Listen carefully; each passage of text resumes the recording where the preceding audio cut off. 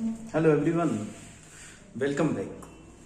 हम लोगों ने पीरियोडिक टेबल के बेसिक्स को समझा था और पीरियोडिक टेबल को ड्रॉ करना भी सीखा था।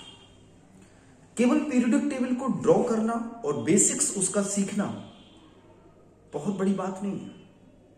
सबसे बड़ी बात यह है कि पीरियोडिक टेबल के अंदर रखे हुए एलिमेंट्स के बारे में आप कितना जानते हैं। तो ये जो बेसिक्स का सीरीज हमारी जो चल रही है, इस बेसिक्स की सीरीज में 11th 12th के लिए उतनी फायदेमंद है जितनी उससे भी ज्यादा कहीं 10th के लिए। लेकिन इन बेसिक्स के बिना 11th 12th का भी काम नहीं हो सकता, 10th का भी काम नहीं हो सकता। तो ये सारे बेसिक्स बेटा हमें सीखने होंगे। कभी कभी छोटी बातें भी नहीं आती हैं समझ में, तो सारे बेसिक्स को क्लियर करेंगे। उन बेसिक्स को क्लियर करते हुए आगे बढ़ेंगे। अब सबसे पहली बात ये आती है कि दुनिया में इतने सारे एलिमेंट डिस्कवर हो चुके हैं, लगभग 118, लेकिन अभी पूरी तरह से 180 नहीं कह सकते, उससे कुछ कम है। बट ठीक है, पीरियोडिक टेबल में 118 का प्लेस है, सो वी कैन से।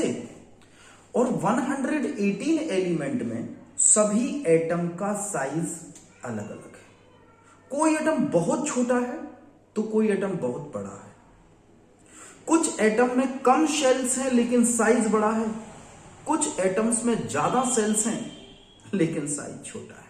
बड़ी विचित्र बात है। ज्यादा नंबर ऑफ सेल्स होने के बाद भी साइज छोटा है, कम शेल होने के बाद भी साइज बड़ा है।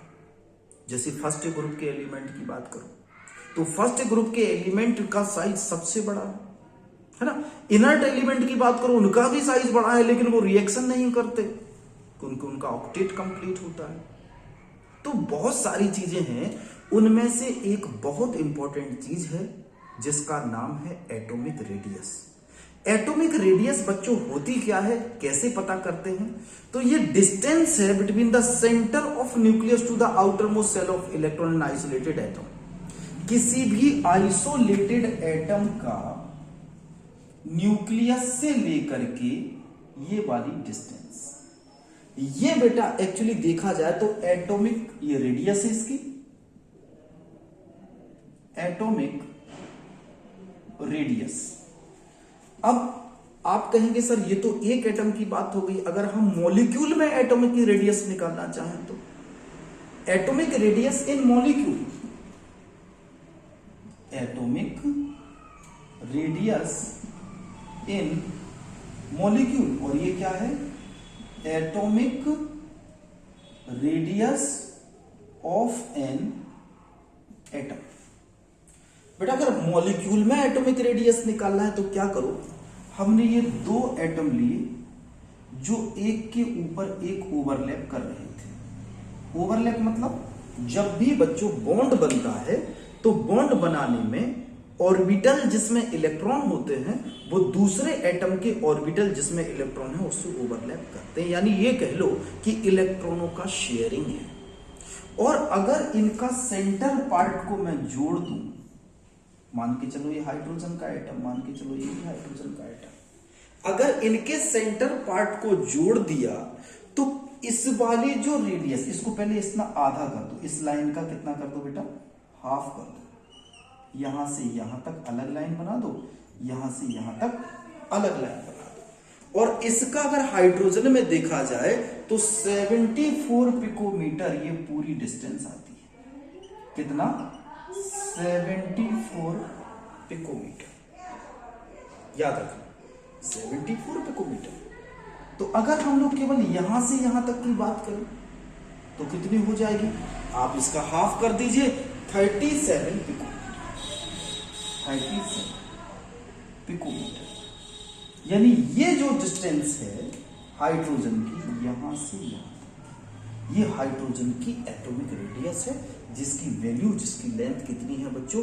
37 पिकोमीटर।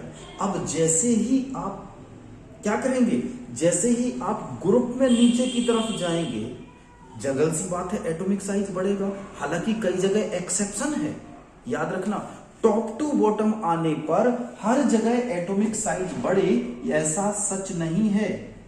याद रखना, हर जगह टॉप टू बॉटम आने पर एटॉमिक साइज बढ़े ऐसा सच नहीं है। अभी आपको पता चलेगा कि कई जगह ऊपर से नीचे आने पर एटॉमिक साइज घटता है, एटॉमिक साइज कई जगह डिक्रीज होगा। उसका रीजन क्या होगा वो मैं आपको बताऊंगा। पहले इसके बारे में आप बात करें कि दो एटम के बीच का जो भी डिस्टेंस आए उनका हाफ कर दो, यानी हमारे पास मिला था टोटल डिस्टेंस 74 पिकोमीटर, इसका हम लोगों में हाफ कर दिया 37 picometre. This is the atomic radius of hydrogen. तो हाइड्रोजन की एटॉमिक रेडियस को हम ऐसे निकाल सकते हैं। अब बेटा जरा फर्स्ट ए ग्रुप के एलिमेंट की बात करें तो पीरियोडिक टेबल में फर्स्ट ए ग्रुप की बात करें, इसकी वो डेफिनेशन तो आप बना लोगे ना, क्या डेफिनेशन लिखोगे एटॉमिक रेडियस की? The half distance of the adjacent two nucleus in one molecule या distance from the nucleus to the outer most shell. अगर हम फर्स्ट ए ग्रुप की बात करें पीरियोडिक टेबल में, फर्स्ट ए, तो फर्स्ट ए में पहला एलिमेंट क्या है? Lithium, Li, Na, K, Rb, Cs, Fr। और ये एटॉमिक साइज, मतलब एटॉमिक साइज की अगर हम बात करें तो इससे ज्यादा एटॉमिक साइज किस तरफ को ऑर्डर लगाएंगे? Most atomic size. और यहां की तरफ एटॉमिक साइज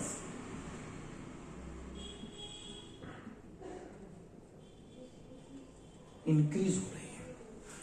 बच्चों एक बात को याद रखना है, इसमें हमें इस एलिमेंट को कंसीडर नहीं करना है। व्हाई?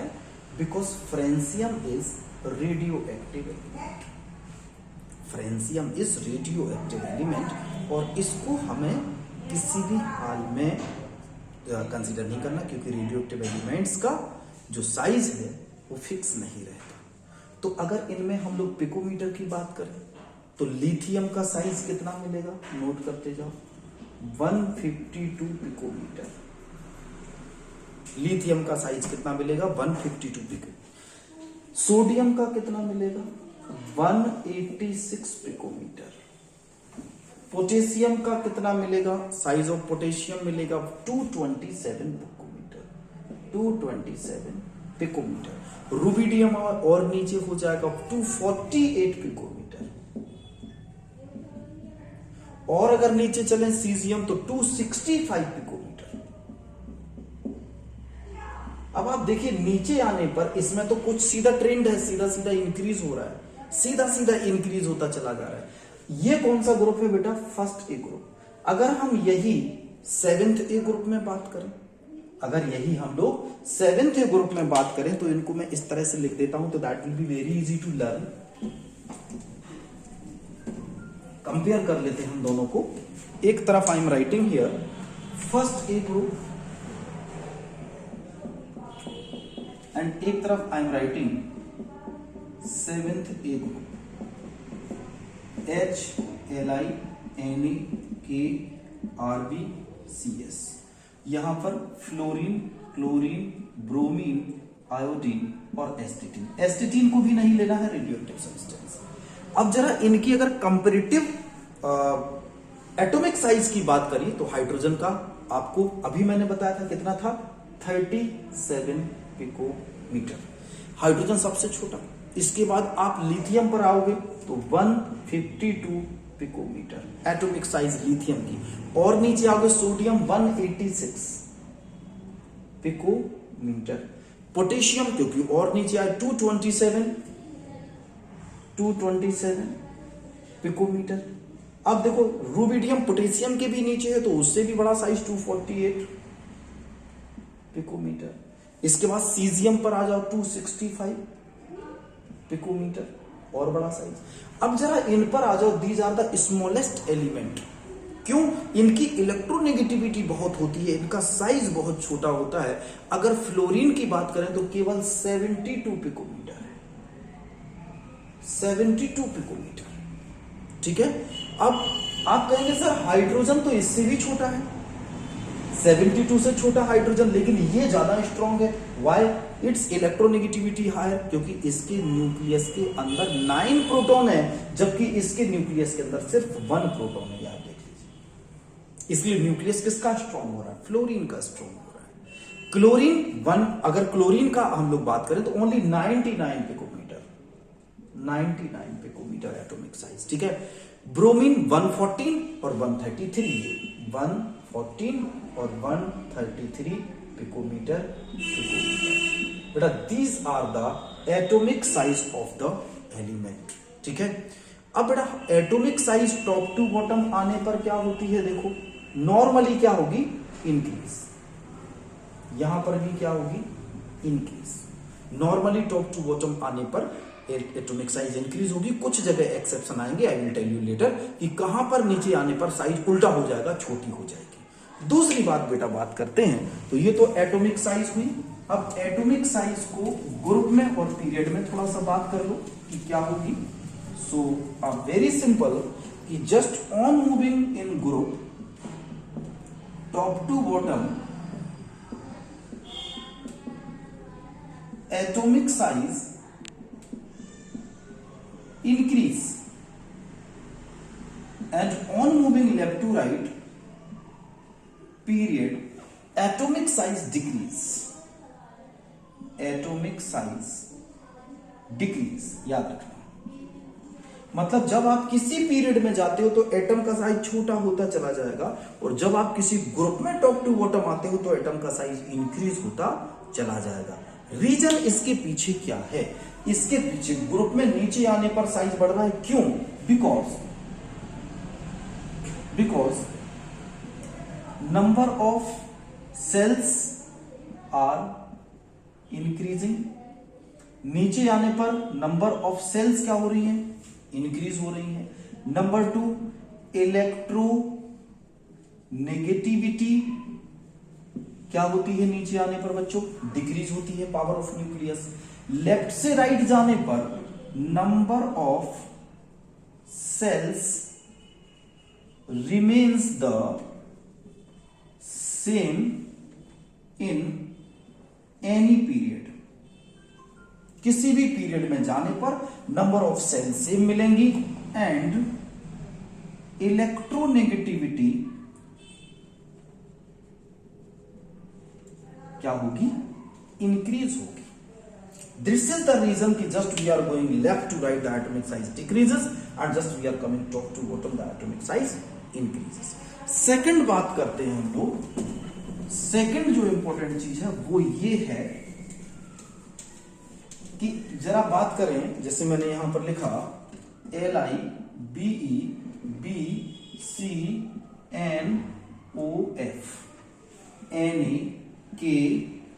NAKRBCS, ये मैंने लिखा यहां पर ग्रुप, ये मैंने यहां पर लिखा पीरियड। अब इसमें एटॉमिक नंबर 3, 4, 5, 6, 7, 8 और 9। एटॉमिक कॉन्फ़िगरेशन, इलेक्ट्रॉनिक कॉन्फ़िगरेशन बनेगा 2 and 1, 2 and 2, 2 and 3, 2 and 4, 2 and 5, 2 and 6, 2 and 7। यहां बनेगा कितना, इसका एटॉमिक नंबर यू नो,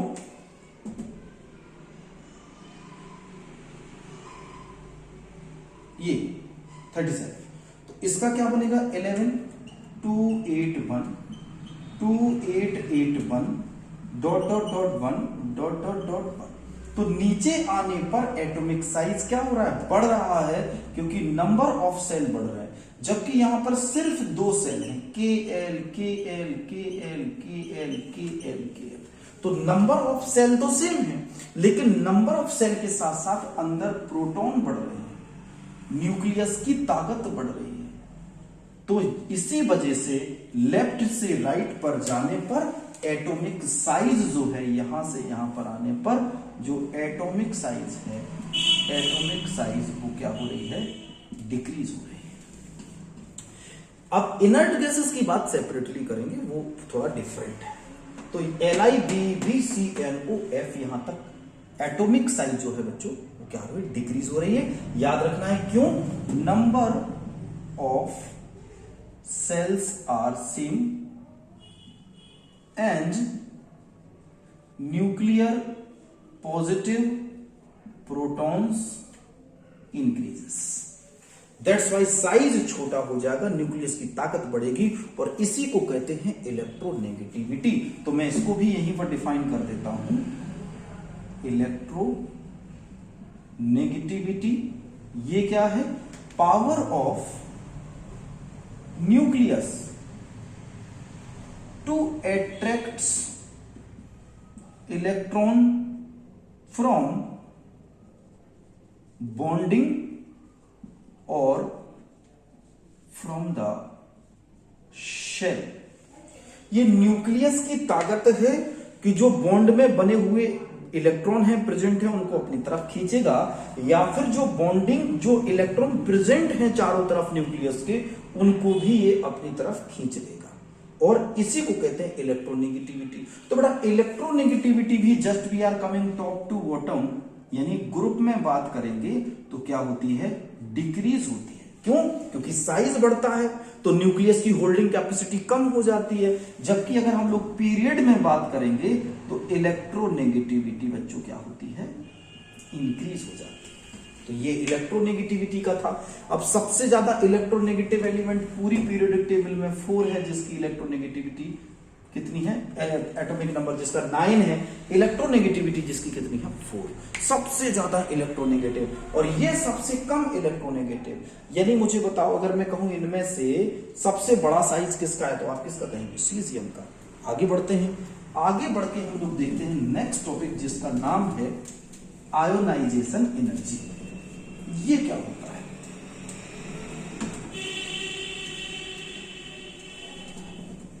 देखते हैं बेटा। आयोनाइजेशन एंथैल्पी क्या होता है, आयोनाइजेशन एनर्जी या आयोनाइजेशन एंथैल्पी, ये किसको कहते हैं, तो that is amount of energy required to remove one electron from the valence shell of an atom, valence shell of an atom। ये हमारे पास न्यूक्लियस है, ये हमारे पास कोई इसकी सेल्स हैं। अब अगर आपको इसका इलेक्ट्रॉन हटाना है, ठीक, मान के चलो हमारे पास कैल्शियम 20 होता है, 2 8 8 2, तो इसमें मैंने बनाया 2, फिर मैंने इसमें बनाया 8, फिर मैंने इसमें एक सेल और यहां पर बनाई जिसमें बनाया 8, और लास्ट में मैंने बनाया 2। तो you want to remove this 2 electron. अगर आप इस इलेक्ट्रॉन को हटाने के लिए चाहते हैं कि इलेक्ट्रॉन हटे, तो what you have to give, you will give energy. Okay, जैसे ही आप इसमें एनर्जी देंगे, इसका एक इलेक्ट्रॉन जाएगा और कैल्शियम 1+ बन जाएगा, क्योंकि एक इलेक्ट्रॉन जाने पर 1+ बन जाता है। तो मुझे बताओ, इसमें जो आपने एनर्जी दी उसको मान लेते हैं E1, फर्स्ट आयनाइजेशन एनर्जी। क्या है इसका नाम, फर्स्ट आयनाइजेशन एनर्जी E1। जब आपने एक इलेक्ट्रॉन हटा दिया तो इलेक्ट्रॉन और प्रोटॉन बराबर होते हैं, इलेक्ट्रॉन चला गया तो प्रोटॉन बढ़ गया, यानी इसके पास इलेक्ट्रॉन बचे 19 और प्रोटॉन बचे 20, तो न्यूक्लियस की ताकत बढ़ गई। तो टेल मी, क्या सेकंड इलेक्ट्रॉन आप आसानी से हटा पाएंगे? If you want to remove second electron from here, you have to give more energy than the first ionisation energy. इससे कहीं ज्यादा एनर्जी देनी पड़ेगी। सो E2 then it will form calcium +2 and E2 will always greater than E1, याद रखना। सो ionization energy E2, अगर 3 electron हटाने हो तो E3 और ज्यादा हो जाएगी। 4 से ज्यादा इलेक्ट्रॉन नॉर्मली हटा नहीं सकते, क्योंकि आपको इतनी एनर्जी देनी है कि वो एटम डिस्ट्रॉय हो सकता है।